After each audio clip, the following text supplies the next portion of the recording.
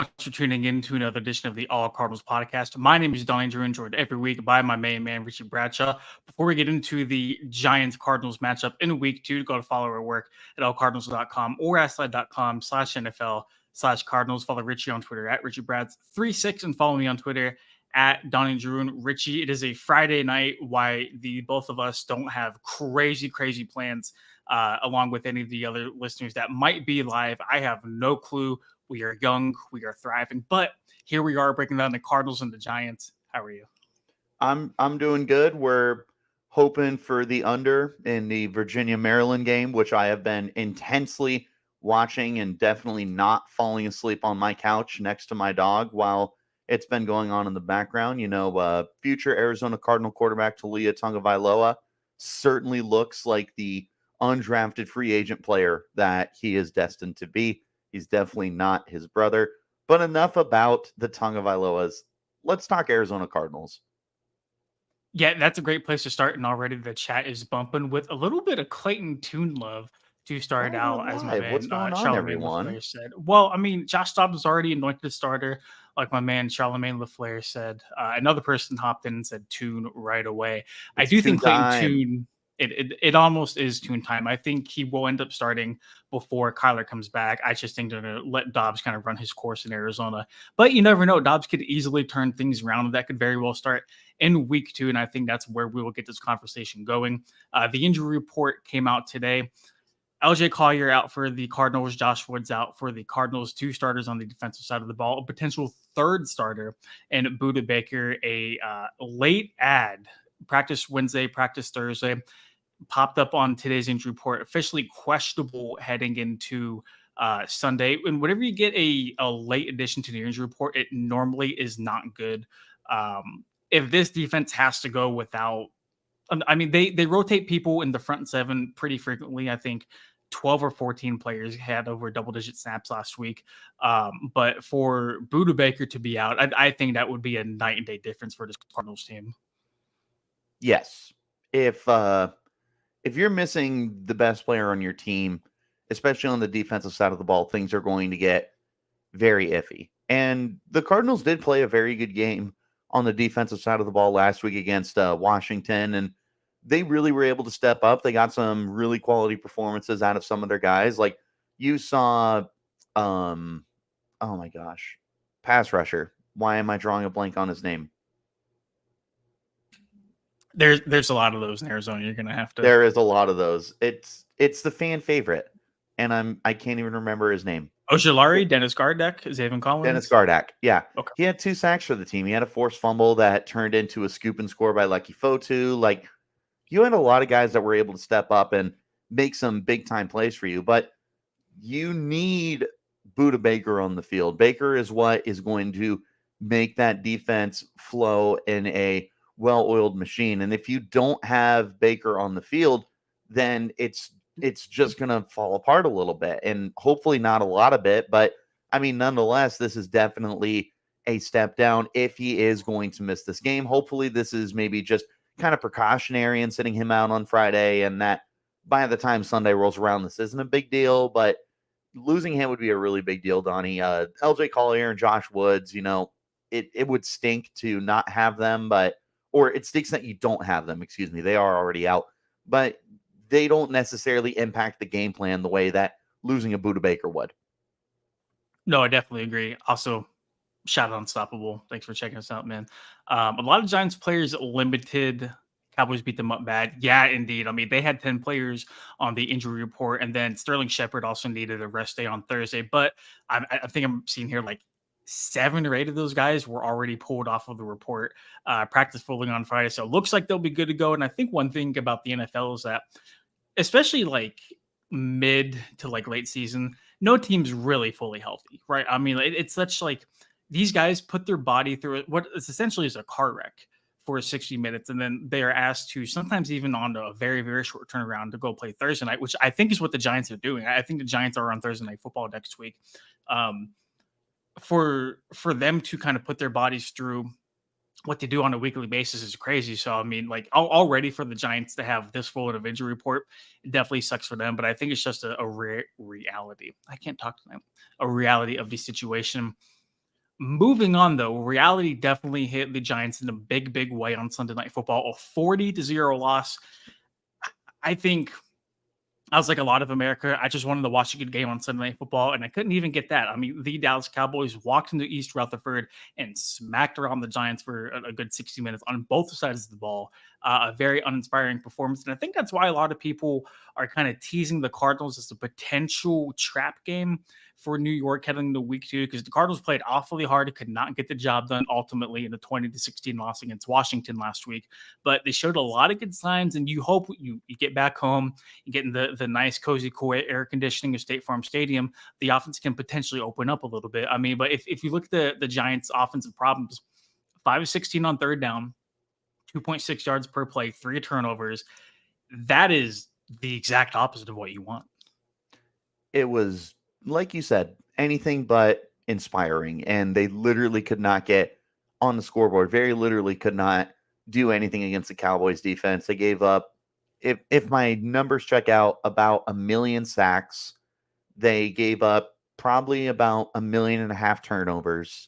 They did not convert about 1 million third downs. Like, you kind of get the point. It was a very, very bad offensive effort from the team, which left their defense out on the field. Not that it's an elite defense, but any defense is going to get tired, fatigued, and have their backs broken if you continue to leave them out on the football field as much as the Giants were doing to them on Sunday night. Now, they are probably going to come out with something to prove and, take a look at perhaps righting those wrongs by taking out their frustrations on the Cardinals. But this is also a Cardinals team that just showed a lot of fight. And I don't think that the Cardinals are going to go into this game uninspired and unprepared for this. I think on the contrary, you're going to see the Cardinals come in and understand, like, hey, these Giants are going to be pretty pissed off. We need to really prepare and be extra tested for this team. So I think that Jonathan Gannon is going to be able to rally his troops right now and kind of get them in that mindset of like, hey, we were this close to getting a win on Sunday. We were this close to starting the season 1-0.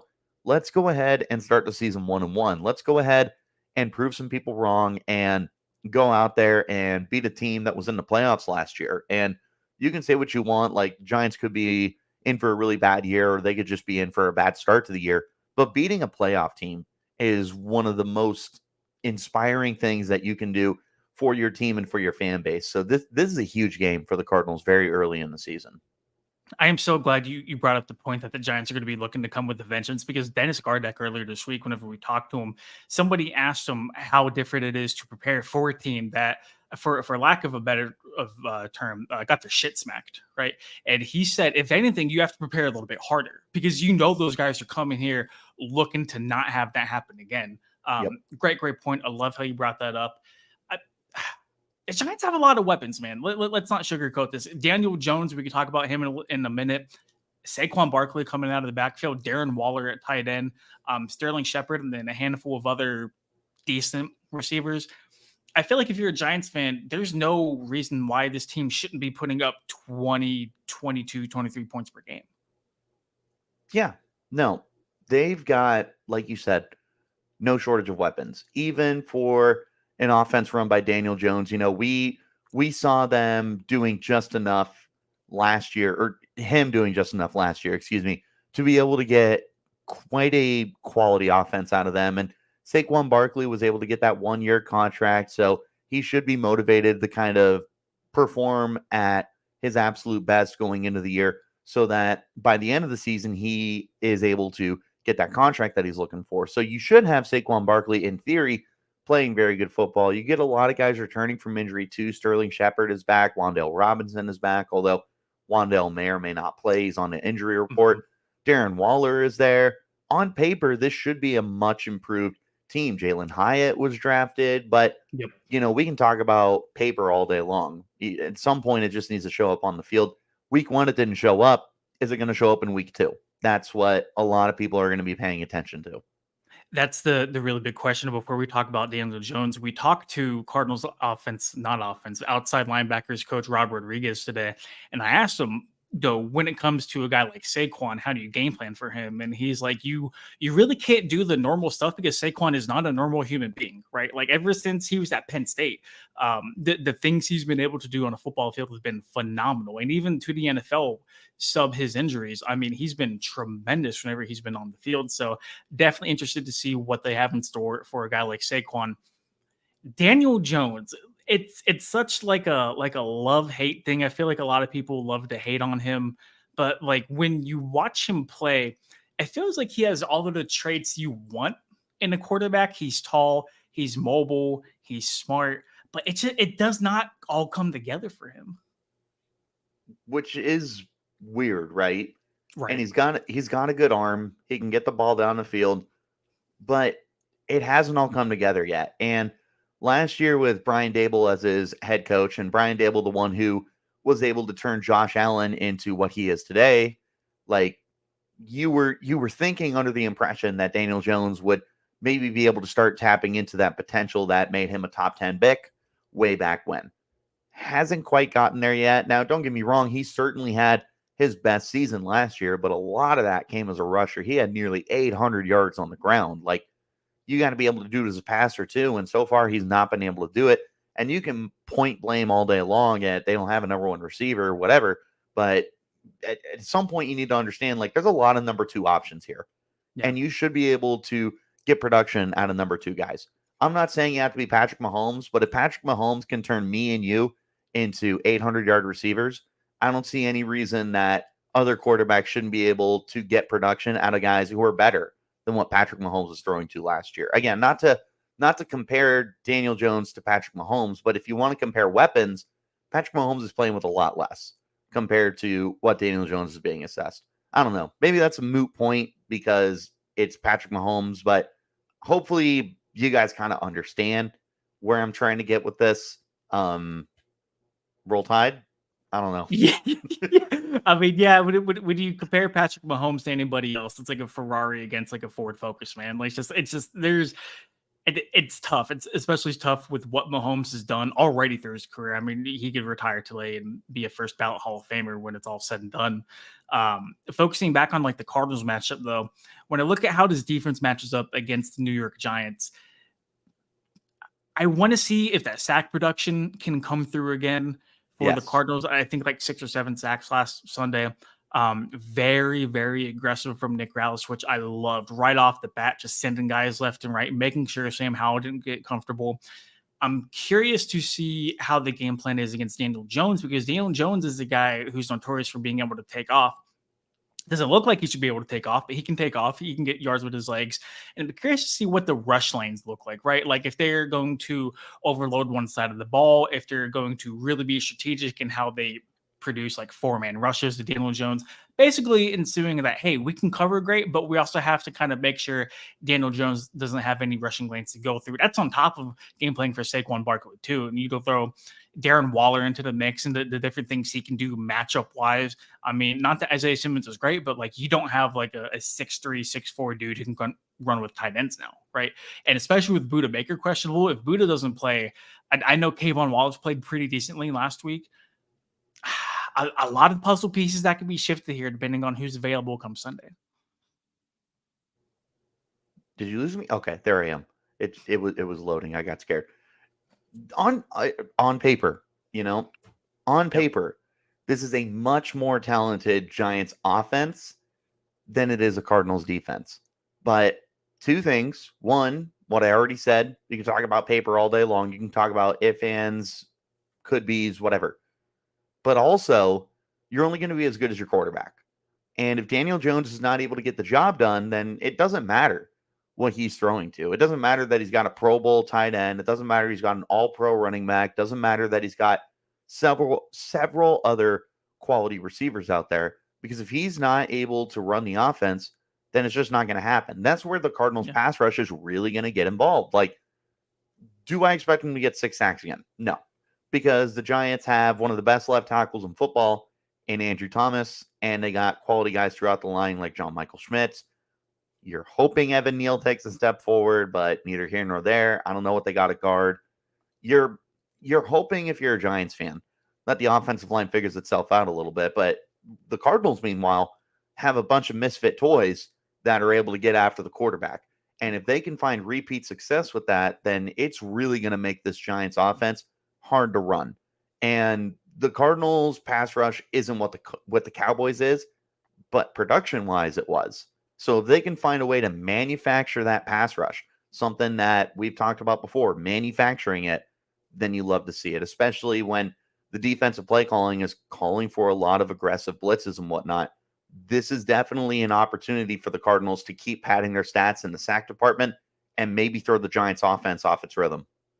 Yeah, that's a really good point too. This is not the Cowboys offense or defense that New York will be facing against too. And I feel like the Cowboys do get a lot of national hate, and rightfully so. I mean, they just have not been able to get the job done as of late. But I mean, to quote the great Richie Bradshaw, on paper, they have a pretty damn good football team, right? So definitely not the same team New York will be encountering in week 2. Flipping over to the other side of the ball. You may or may not have heard somebody called Isaiah Simmons traded to the Giants for a 7th round pick. He said there's no revenge game factor. I'm calling his bluff. I think he absolutely wants to come out and dominate the Cardinals, especially with how things ended and how they quote unquote misused him. I'm going to throw at him. I'm going to throw at him all game. You know, him and his 15 snaps last week, man, just definitely impressive for out. for the Giants.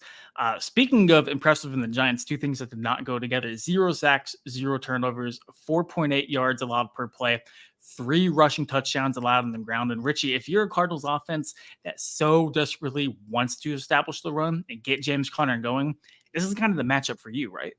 Yeah. Real quick, you missed a great opportunity with all those to have like the emoji reactions, like when people are like, he had 100 rushing yards, and it's like the sweating emoji, and like 3 touchdowns, the fire Like emoji. the You could have done that for updates. this. Yes. You could have done it for this, and it would have been great. No, this is definitely a really good opportunity for the Cardinals to get their run game going. Like, James Conner is a bad man.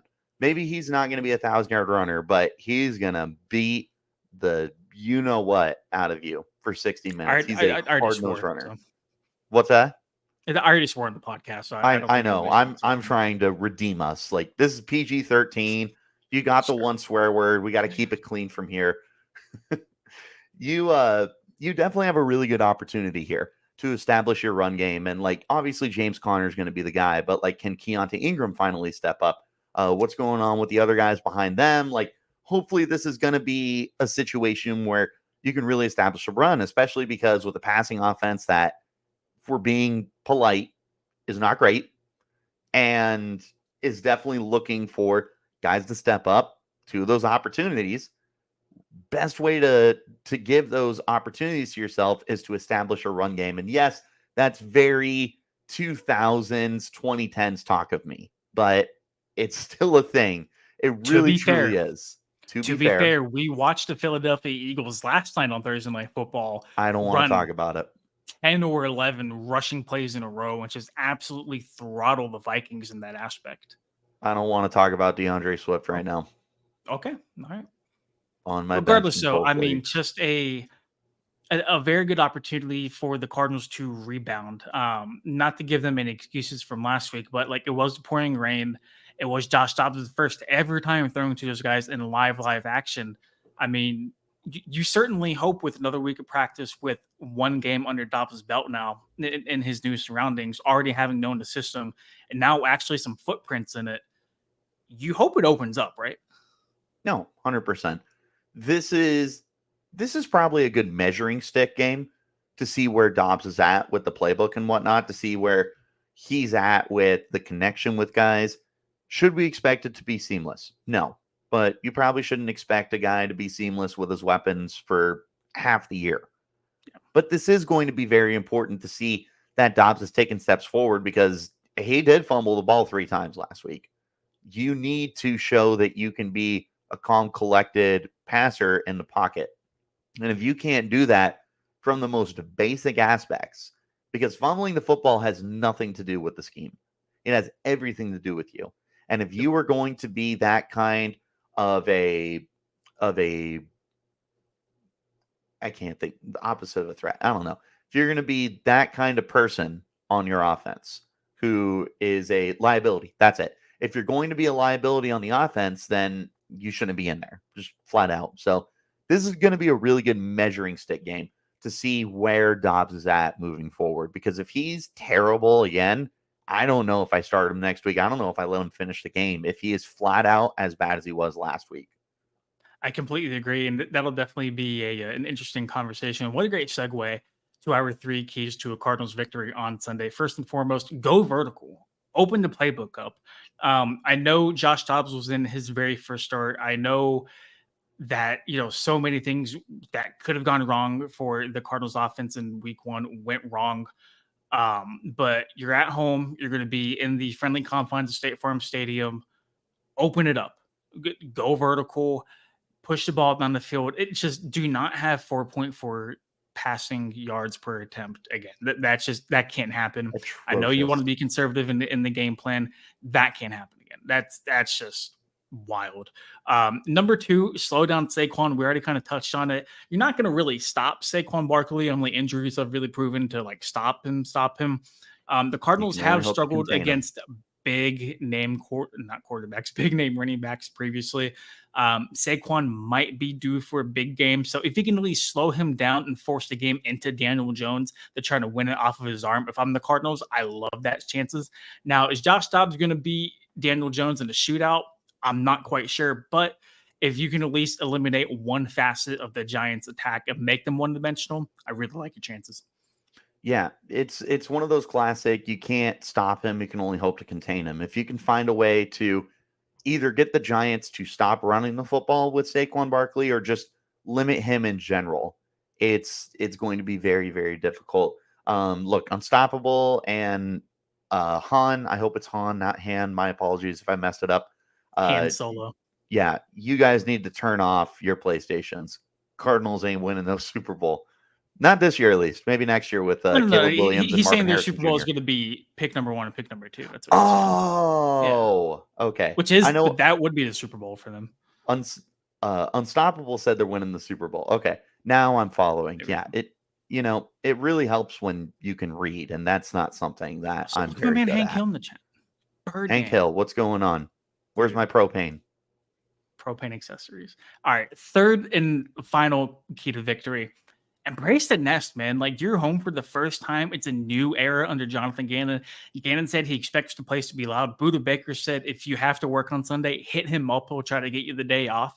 It's very, very clear the Cardinals would love to clean the slate of years past, especially their struggling record at home. 4-13 over the last 2 seasons at home. I'm not sure if you knew that. Not great. That's really not fun great for at all, away teams. I'm looking forward to it as a Ravens fan, but that's crazy that the Cardinals played that many away games.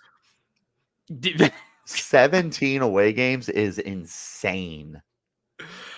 Oh man, but the opportunity to get the Jonathan Gannon era at State Farm Stadium underway with the win, which seems very possible. I mean, this does not seem very out of reach for the Cardinals at all. I think it's very, very important, and at least show the fans, if you're not going to have a playoff season, that they're going to play hard, and their price of admission is definitely going to be worth it on a week-to-week basis. I think that's really all you can ask out of it. If you're a Cardinals fan, you just want them to play good, right? I mean, wins and losses are going to be whatever they are this year. You just want them to play good, right? Bottom line, yeah. Just go out there, make it a close game, make it watchable. I think that's just the mantra for the Cardinals for the entire season. Make it watchable. Make it watchable. Print the shirts. I love it. Hanging in the rafters. All right, man. We've talked Giants. We've talked Cardinals for 24 minutes now going live. Thanks, everybody, for checking us out.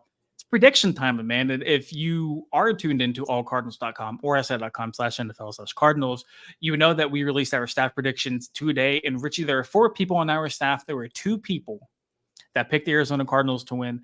And those 2 people are sitting right here. Now, it's funny because in the comments last week, we were called pessimists. We were called a whole lot of things for not picking the Cardinals to win. Now we're going to be homers. If I'm a betting man, Richie, yeah, no kidding. I'm probably picking the Giants to win this game. Same. Right? I'm sipping the Kool-Aid, man. I'm sipping the Jonathan Gannon Kool-Aid. There's just something about this upcoming Sunday I think is going to make them pull out the victory. If they can show me the effort they showed last week and just open things up a little bit more. I think that's exactly the winning formula for a win in week 2.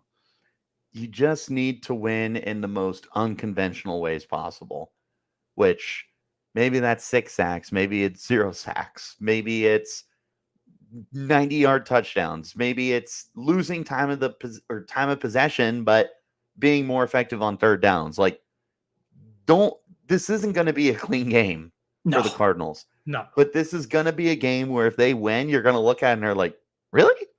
Really? They won that game? And like, you look at the stat predictions and everything like that. We all had it a very close game. I myself had it 20-17. You had it 23-20, both in favor of the Cardinals. Like, I don't think anybody is expecting this to be a blowout. Nobody's expecting this to be a 40-0 Giants win. No one's expecting it to be a 40-0 Cardinals win. If the Cardinals win, they're going to eke this thing out. So that's pretty much where I'm at with it. Completely agree. For anybody who missed it, we did go over the injury report at the beginning of the show. James Conner was taken off of the injury report. He will be good to go with a calf injury. Buda Baker, Kelvin Beachum, and Lekkie Fotu are all questionable, and LJ Collier and Josh Woods, both defensive starters, are labeled as out. Andrew Thomas, the key to that Giants offensive line, is questionable. Azeez Ojulari and Wan'Dale Robinson are doubtful, and then everybody else looks like they're going to be good to go. Darren Waller is off the injury report as well, so that's a very, very big get for the Giants. But kind of putting a bow on this, it can happen, man. We said last week we would not be surprised if the Cardinals walked home with the win. Not that we're expecting it this time around, but now that we've seen 60 minutes of Cardinals football, I feel a lot more confident in picking the Cardinals to win. And you look at the upcoming matchups. I mean, they have the Cowboys coming next. They're on the road against the 49ers, and then they're back home against the Bengals before being on the road against the Rams, I believe. Then you have like the Ravens coming to town. It's a gauntlet that they have coming up. So like, you need to get these wins and build them early whenever you can. Jonathan Gannon, to this point, has showed me everything I need to see to rally the troops whenever he needs to. And you know what? If the Cardinals lose, so be it. I mean, I don't think anybody really expects the Cardinals to really go out there and just dominate for 60 minutes. But like I said, I'm sipping the Kool-Aid. If you're making me pick with money, I'm probably picking the Giants. But just something about this team, man. Something about this team. It's probably the early season optimism is what it is. Donnie, I just got 3 words. Any given Sunday. It's and quote the great Richie Bradshaw. Yeah, man. Football is not played on paper. And you've said it a few times throughout this episode. Anything can happen any given Sunday.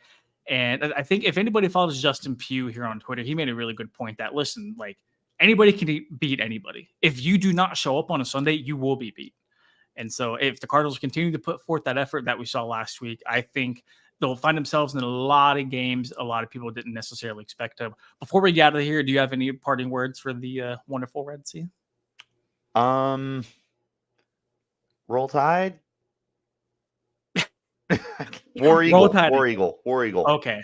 On that note, thank you so much for tuning in to another edition of the All Cardinals podcast. Go ahead and follow our work on Twitter at Donnie Druin, at RichieBrads36. Follow our work at allcardinals.com or si.com/NFL/Cardinals. Really quick before we do get out of here, Dobbs or Tune, who do you like more? Tune time. They both suck, but Tune time.